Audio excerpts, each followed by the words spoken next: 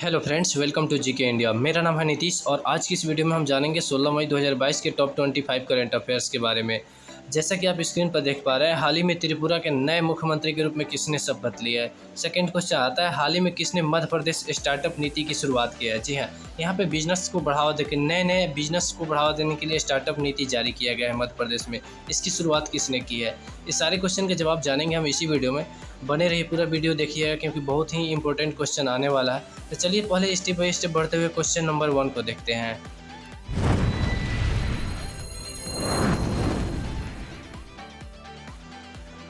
Question number 1 आता है, हाल ही में किसने मध्य प्रदेश स्टार्टअप नीति की शुरुआत की है। जी हाँ, यहाँ पे किसने मध्य प्रदेश स्टार्टअप नीति की शुरुआत की है। तो यहाँ पे मैं बता दूँ, यहाँ पे वीडियो कॉन्फ्रेंसिंग के जरिए प्रधानमंत्री नरेंद्र मोदी ने यहाँ पे मध्य प्रदेश स्टार्टअप नीति की शुरुआत की। यहाँ अर्थात यहाँ पे स्टार्टअप का मतलब हो गया, जो नए तरीके का बिजनेस होता है उसे स्टार्टअप कहा जाता है। ठीक है, जो पुराने तरीके पर काम नहीं करते हैं, नए आइडिया पे काम करते हैं, उसे स्टार्टअप की श्रेणी में गिना जाता है। तो यहाँ पे मध्य प्रदेश में स्टार्टअप को बढ़ावा देने के लिए किसने मध्य प्रदेश स्टार्टअप नीति की शुरुआत की। तो यहाँ पे प्रधानमंत्री नरेंद्र मोदी, अर्थात ऑप्शन नंबर बी होगा। नेक्स्ट क्वेश्चन आता है, किस राज्य में गरीब छात्रों के लिए भारतीय सेना ने कोचिंग खोलने की घोषणा की है। अर्थात किस राज्य में जहाँ पे बहुत गरीब छात्रों के लिए भारतीय सेना ने कोचिंग खोलने की, ताकि उसको पढ़ाया जा सके, उन लोगों को आगे बढ़ाया जा सके। ठीक है, इसके लिए भारतीय सेना ने किस राज्य में खोलने की घोषणा की है। यहाँ ऑप्शन नंबर डी हो जाएगा, मणिपुर। मणिपुर का संक्षिप्त में एमएन कहा जाता है। ठीक है, और मणिपुर के मुख्यमंत्री एन बीरेंद्र सिंह है। मणिपुर की राजधानी इम्फाल है। ठीक है, उसके बाद नेक्स्ट क्वेश्चन आता है, किस राज्य सरकार ने पुरानी पेंशन योजना को बहाल कर दिया है। तो यहाँ पे इसका राइट आंसर होगा छत्तीसगढ़। जी हाँ, यहाँ पे क्या हुआ कि वहाँ राज्य सरकार ने पुरानी पेंशन योजना, मतलब जो चल रहा था पेंशन योजना, उसको कुछ समय के लिए बंद कर दिया था। लेकिन अब फिर से वहाँ पे क्या हुआ, राज्य सरकार के कर्मचारी बार बार इसकी मांग कर रहे थे कि नहीं, पुरानी पेंशन योजना को बहाल करने के लिए। उसके बाद में वहाँ के छत्तीसगढ़ के मुख्यमंत्री भूपेश बघेल ने पुरानी पेंशन योजना को फिर से बहाल कर दिया है। छत्तीसगढ़ को संक्षिप्त में सीजी कहा जाता है और यहाँ के मुख्यमंत्री भूपेश बघेल और राज्यपाल अनुसुईया उइके हो गया। नेक्स्ट क्वेश्चन आता है, किस राज्य सरकार ने नई फिल्म पॉलिसी लॉन्च कर फिल्म प्रोडक्शन के लिए सब्सिडी देने की घोषणा की है। अर्थात वहाँ पे फिल्म इंडस्ट्री को बढ़ावा देने के लिए राज्य सरकार ने नई फिल्म पॉलिसी लॉन्च की है और उसके बाद में वहाँ पे सब्सिडी, अर्थात वहाँ पे जो भी उनका खर्चा होगा उसमें कुछ सब्सिडी देने की घोषणा की है। किस राज्य सरकार ने, ऑप्शन नंबर सी हो जाएगा, दिल्ली। दिल्ली की राजधानी दिल्ली है। राज्यपाल अनिल बैजल और मुख्यमंत्री अरविंद केजरीवाल, अर्थात अरविंद केजरीवाल की सरकार ने यहाँ पे राज्य में फिल्म प्रोडक्शन को बढ़ावा देने के लिए सब्सिडी देने की घोषणा की है। नेक्स्ट क्वेश्चन आता है, हाल ही में किस देश में पुरुषों के साथ रेस्टोरेंट में महिलाओं के खाना खाने पर प्रतिबंध लगा दिया है। जी हाँ, यहाँ पे मैंने कुछ समय पहले आप लोगों को बताया था कि बुर्का पहनने पर भी आदेश जारी किया गया है, यानी हर महिला को चेहरा ढकने का आदेश दे दिया है। किस देश में बताया था, अफगानिस्तान। सेम इस क्वेश्चन का भी सेम आंसर यही अफगानिस्तान होगा। अफगानिस्तान में वर्तमान में तालिबान का शासन है। तालिबान ने 2021 में 15 अगस्त 2021 को अफगानिस्तान पे फिर से दोबारा सत्ता पर कब्जे कर ले।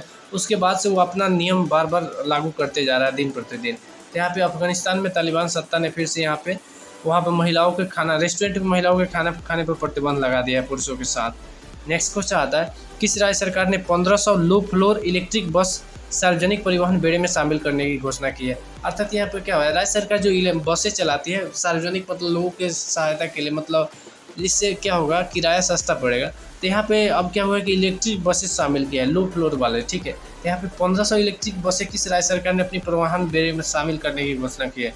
यहाँ ऑप्शन नंबर बी हो जाएगा, दिल्ली। अर्थात दिल्ली सरकार ने 1500 इलेक्ट्रिक बसें फिर से अपनी परिवहन बेड़े में शामिल करने की घोषणा की है और शामिल कर दिया है। नेक्स्ट क्वेश्चन आता है, हाल ही में त्रिपुरा के नए मुख्यमंत्री के रूप में किसने शपथ लिया है। जी हाँ, यहाँ पे त्रिपुरा के नए मुख्यमंत्री के रूप में किसने शपथ लिया।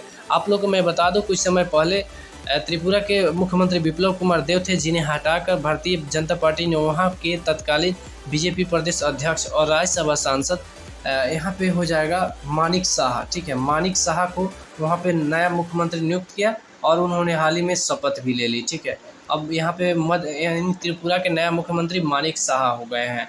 ठीक है, त्रिपुरा की राजधानी अगरतला है और राज्यपाल सत्यदेव नारायण आर्य है।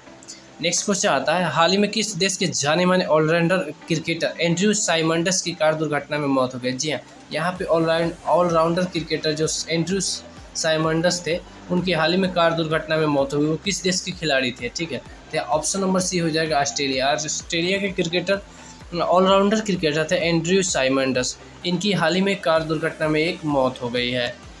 नेक्स्ट क्वेश्चन आता है, हाल ही में किस देश के बाजार नियामक ने क्रिप्टो संपत्ति के लिए नया नियम बनाया है। अर्थात बाजार नियामक किसे कहते हैं, जैसे भारत में सेबी है, यह बाजार नियामक है, यानी पूरे बाजार को कंट्रोल करता है, अर्थात शेयर बाजार जो होता है। तो यहाँ पे क्या हुआ, विभिन्न देशों में अभी क्रिप्टो के लिए अलग अलग तरह से नियम बन रहा है। अब यहाँ पे क्या है, इस देश में क्या हो गया है कि न प्रतिबंध लगाया है और नहीं पूर्ण रूप से बीच का रास्ता निकालने के लिए नया नियम बनाया है। अर्थात क्रिप्टो जानते ही हैं कि क्रिप्टो करेंसी के बारे में मैंने कई बार बताया है, ठीक है।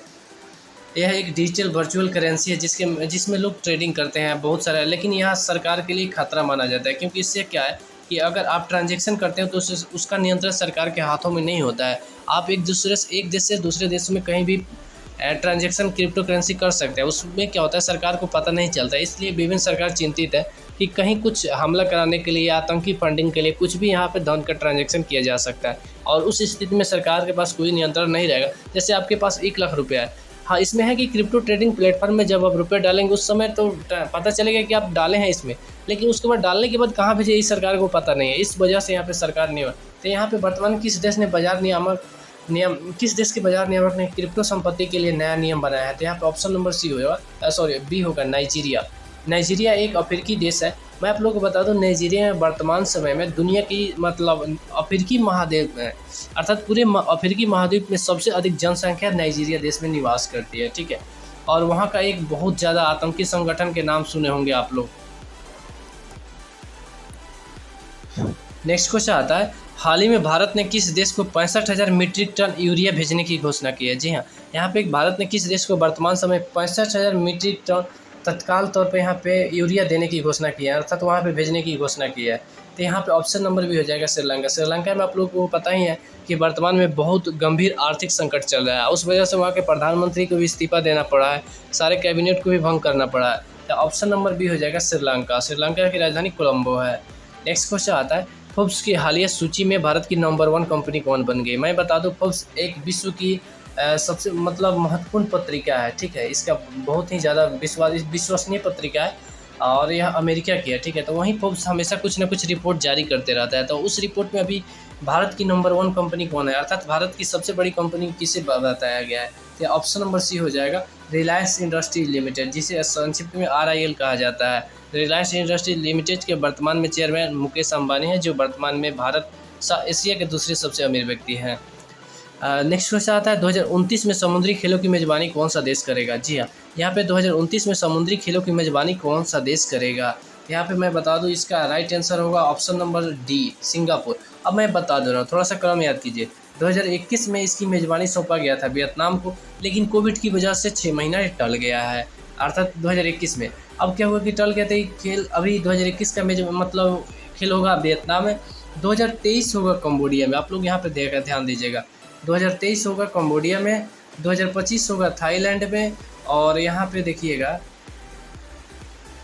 मलेशिया में होगा 2027 में, और यहाँ पे सिंगापुर में हो जाएगा 2029 में। अब क्रमबद्ध से मैंने लिख दिया, आप इसको नोट भी कर सकते हैं, ठीक है, इस तरह से। तो यहाँ पे 2029 में समुद्री खेलों की मेजबानी कौन सा देश करेगा, अर्थात यहाँ पे सिंगापुर होगा। सिंगापुर की राजधानी सिंगापुर ही है।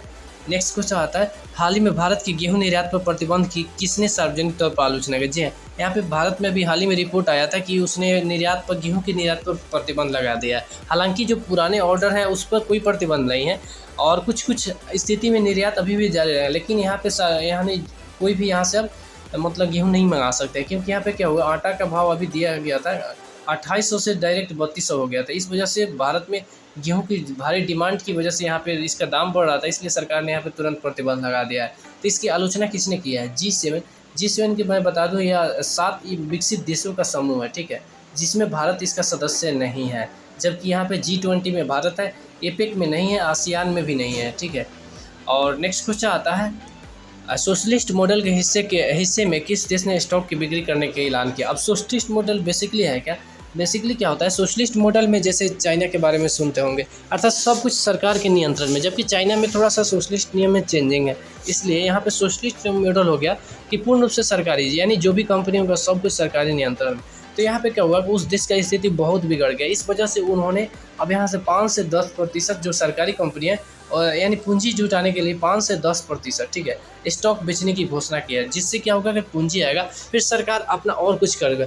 और जानते ही होंगे आप लोग को, जैसे आप लोगों को पहले भी बताया था कि 10 लाख रुपया का नोट जारी करने वाला दुनिया का पहला देश अभी वर्तमान में कौन है, तो बताया था वेनेजुएला। वहीं वेनेजुएला, ठीक है, जहाँ के राष्ट्रपति निकोलस मादुरो है, जो पहले बस ड्राइवर हुआ करते थे, ठीक है। तो यही निकोलस मादुरो ने अपने देश में वेनेजुएला में, जो वहाँ के वर्तमान में राष्ट्रपति है, उन्होंने सोशल मॉडल के हिस्से में कुछ चेंजिंग करते हुए स्टॉक की बिक्री अर्थात पूंजी जुटाने के लिए 5 से 10% हिस्सेदारी बेचने की घोषणा की है। नेक्स्ट क्वेश्चन आता है, विश्व प्रवासी पक्षी दिवस कब मनाया जाता है? जी हाँ, यहाँ पे मोस्ट इंपॉर्टेंट हो जाता है विश्व प्रवासी पक्षी दिवस, मोस्ट VVI, ठीक है। यहाँ पे हो जाएगा ऑप्शन नंबर डी, 14 मई को विश्व प्रवासी पक्षी दिवस 2022 मनाया गया है। नेक्स्ट क्वेश्चन आता है, हाल ही में इटालियन कप 2022 का खिताब किसने जीत लिया है? जी हाँ, यहाँ पे इटालियन कप 2022 का खिताब किसने जीता? तो यहाँ पे इंटर मिलान ने जुवेंटस को, ठीक है, जुवेंटस टीम को हराकर इटालियन कप 2022 का खिताब जीत लिया है। विजेता कौन है? Inter Milan. उप विजेता कौन? जुवेंटस हो गया, ठीक है। नेक्स्ट क्वेश्चन आता है, हाल ही में इंटर सोलर यूरोप 2022 कार्यक्रम में भारत की तरफ से कौन प्रतिनिधित्व करेंगे? अर्थात इंटर सोलर यूरोप 2022 का जो सम्मेलन हो रहा है, शिखर सम्मेलन, इसमें भारत की तरफ से प्रतिनिधित्व कौन करेंगे? तो यहाँ पे एक IAS अधिकारी है भगवंत खुबा, यही भगवंत खुबा इसमें भारत का प्रतिनिधित्व करेंगे।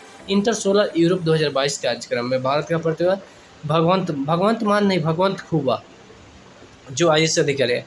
नेक्स्ट क्वेश्चन आता है, हाल ही में किस केंद्रीय मंत्रालय ने भारत टैब पहल की शुरुआत की है? अर्थात यहाँ पे भारत टैब पहल एक नया केंद्रीय मंत्रालय ने शुरू किया है। ये किसने की है? तो यहाँ पे हो जाएगा आवास और शहरी मामलों के मंत्रालय ने, ठीक है, आवास और शहरी मामलों के मंत्रालय ने यहाँ पे भारत टैब पहल की शुरुआत की है। नेक्स्ट क्वेश्चन आता है, हाल ही में महिला हॉकी एशिया कप 2022 का खिताब किसने जीत लिया है? जी हाँ, यहाँ पे हाल ही में महिला हॉकी एशिया कप 2022 जो हुआ था, उसका खिताब यहाँ पे जापान ने जीत लिया है। जापान की राजधानी है कहाँ? टोक्यो, ठीक है। नेक्स्ट क्वेश्चन आता है, जूनियर तीरंदाज विश्व एशिया कप 2022 में कौन सा देश शीर्ष पर रहा है? अर्थात यहाँ पे जूनियर तीरंदाज एशिया कप जो हो रहा था 2022 में, उसमें शीर्ष पर भारत रहा है, ठीक है, शीर्ष में भारत। जूनियर तीरंदाज एशिया कप 2022 में शीर्ष पर भारत रहा है। नेक्स्ट क्वेश्चन आता है, हाल ही में किस संस्थान में युवा टूरिज्म क्लब स्थापित, अर्थात किस संस्थान ने युवा टूरिज्म क्लब स्थापित करने की घोषणा की है?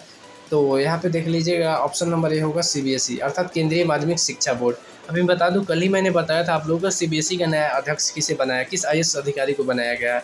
तो वहाँ पे CBSE का नया अध्यक्ष निधि छिबर को बनाया गया है, निधि छिबर, जो कि एक IAS अधिकारी है, ठीक है, और इन्हें ही CBSE का नया अध्यक्ष बनाया गया था। अर्थात इसी संस्थान ने, अर्थात CBSE ने युवा टूरिज्म क्लब स्थापित करने की घोषणा की है।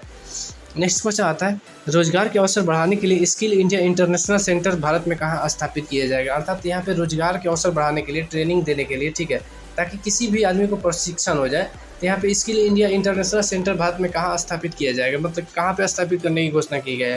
तो ऑप्शन नंबर सी हो जाएगा, वाराणसी। वाराणसी कहाँ है? उत्तर प्रदेश में, जो कि PM मोदी का संसदीय क्षेत्र भी है, ठीक है।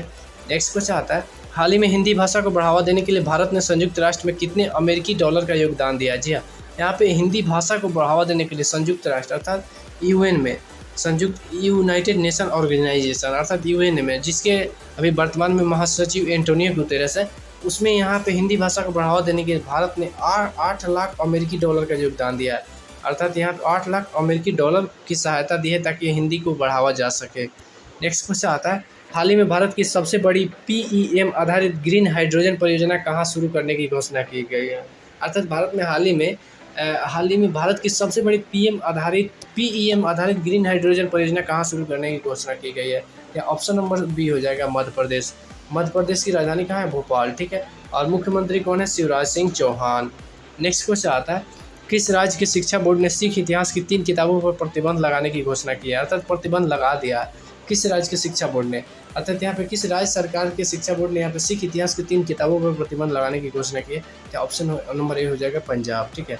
पंजाब को PB कहा जाता है, संक्षिप्त में PB, और इसकी PB कहा जाता है, और इसकी राजधानी चंडीगढ़ है। पंजाब के मुख्यमंत्री भगवंत मान है और राज्यपाल बनवारी लाल पुरोहित है। इसके साथ ही मैं बता दूँ ये सारे क्वेश्चन के जवाब मैं यहाँ पे मैंने दे दिया, आंसर दे दिया। आप चाहे तो इसको स्क्रीनशॉट कर सकते हैं, टेलीग्राम दिए गए टेलीग्राम लिंक से भी इसका PDF प्राप्त कर सकते हैं। आशा करते हैं आप सभी को वीडियो पसंद आया होगा और ऐसे ही वीडियो देखने के लिए प्लीज़ चैनल को सब्सक्राइब कीजिए, लाइक कीजिए और शेयर करना बिल्कुल ना भूलें। और आपका भी कोई राय सलाह सुझाव उसे कमेंट करके जरूर बताइएगा। तब तक मिलते हैं फिर किसी ऐसे ही नए धमाकेदार और इंटरेस्टिंग वीडियो के साथ। जय हिंद, वंदे मातरम।